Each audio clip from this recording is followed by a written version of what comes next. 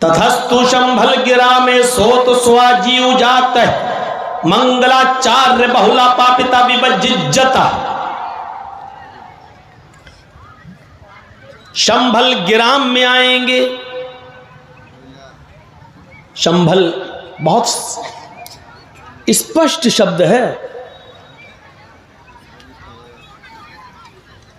अब लोग तो नाम के बने होते हैं, साधु संत, पढ़े लिखे तो होते नहीं हैं। अगर थोड़ी सी भी संस्कृत और उसका अनुवाद अगर आता हो तो इस्लाम से नफरत नहीं करेंगे ये लोग। कितना साफ शब्द है। शंभल गिरा में, तथस्तु शंभल गिरा में। शंभल मानी शांत,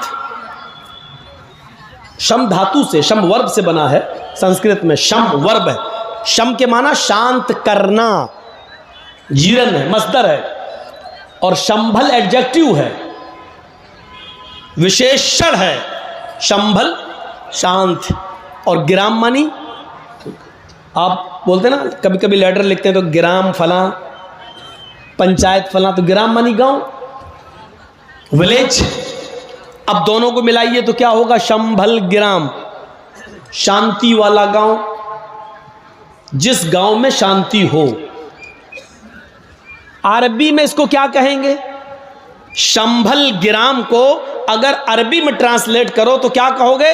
अल बलदिल अमीन। अल बलद मानी शहर, गांव, और अमीन मानी अमन वाला, शांति वाला। अल बलदिल अमीन, अमन वाला शहर।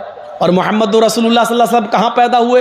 अल बलदिल अमीन में, यानी शंभल गिराम में। कितना स्पष्ट है। और अल बलदिल अमीन अल्लाह ने किसको कहा है? मक्का को। वत्तीन वज़ैतून वतूर सीनीन वहाज़ल बलदिल अमीन। कसम में तीन की और जैतून की, कसम में इंजीर की और जैतून फल की। वतूर सीनीन, और कसम में तूर सीना पहाड़ी की। वहाज़ल बलदिल अमीन, और कसम में इस अमन वाले, इस शांति वाले शहर की, मक्के की। अल्लाह ने कसम खाई। अल्लाह जिसकी कसम खाना चाहे खा सकता है। अल्लाह को कोई गुनाह या पाप देने वाला नहीं है। लेकिन इंसान और ख़ास तौर पर मुसलमान अल्लाह के अलावा किसी दूसरे की कसम नहीं खा सकता। मन हलफ़ लिग़ैरिल्लाहि फ़क़द अशरक। जिसने अल्लाह के अलावा किसी और की, गैरुल्लाह की कसम खाई, उसने शिर्क किया। तथस्तु शंभल गिराम में, अंतिम ऋषि शंभल गिराम में आएगा। सो तो स्वाजीव जात है मंगलाचार्य बहुला पापिता विभजिज्जता।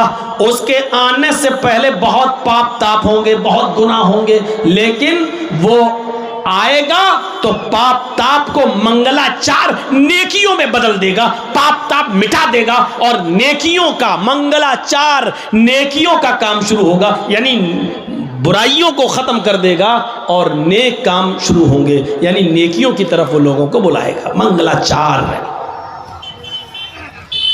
अरब के अंदर मोहम्मद साहब के आने से पहले कितने पाप ताप थे, एक नक्शा में बता चुका हूं।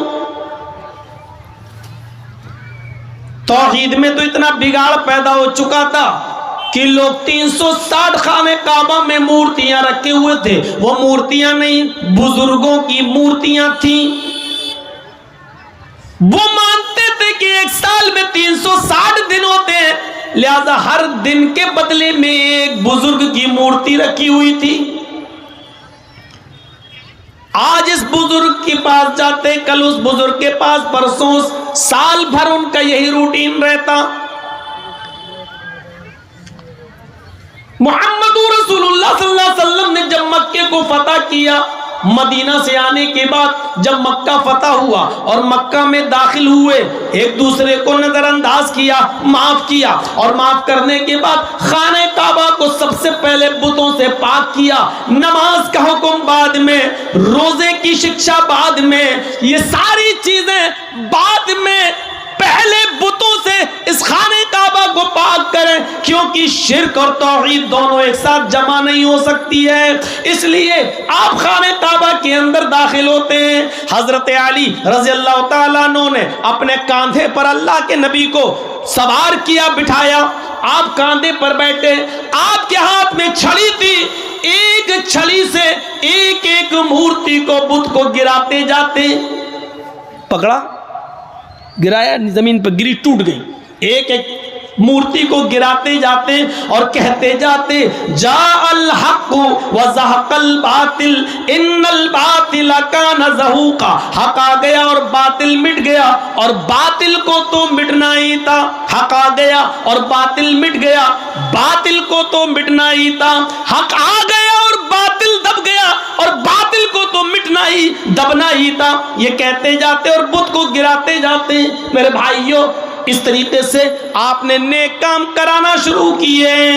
अब अरब की सरजमीन पर चोरी बंद हो गई। जो शराब पीते थे उन्होंने अपने हाथों से शराब के मटके तोड़े, शराब के घड़े तोड़े, शराब की सुराहियां तोड़ी।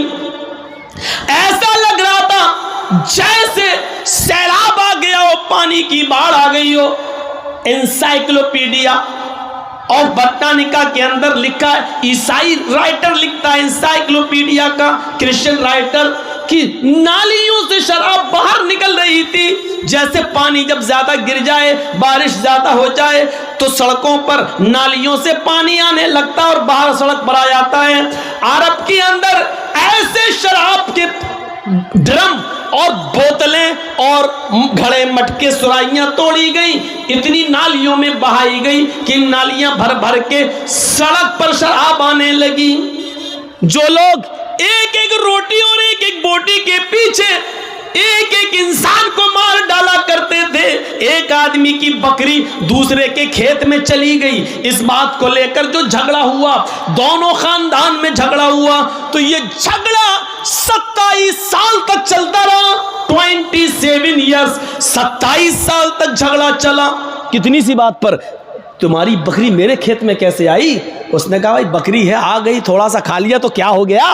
उसने कहा अच्छा अकड़ और रहा है, एक तो माफी मांगना चाहिए, दूसरा अकड़ और रहा है। उसने कहा तो क्या हुआ, जानवर है चला गया तो क्या हुआ, अच्छा अकड़ता और है, थप्पड़ मार दिया। इसने जवाब में उसको मारा। इतनी सी बात पर यह झगड़ा 27 ईयर्स, 27 साल तक चलता रहा। दोनों तरफ से मरने वालों की तादाद जब गिनी गई तो 27 साल में 40,000 आदमी मारे जा चुके थे।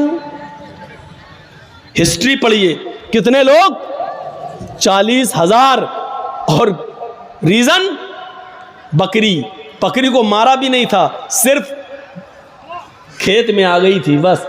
इतनी सी बात पर लेकर झगड़ा 27 साल चला। 27 साल में पूरी नस्ल बदल जाती है। मेरे भाइयों जरा गौर करो, जब दोनों तरफ से लोग गिने गए तो कितने हुए मरने वाले?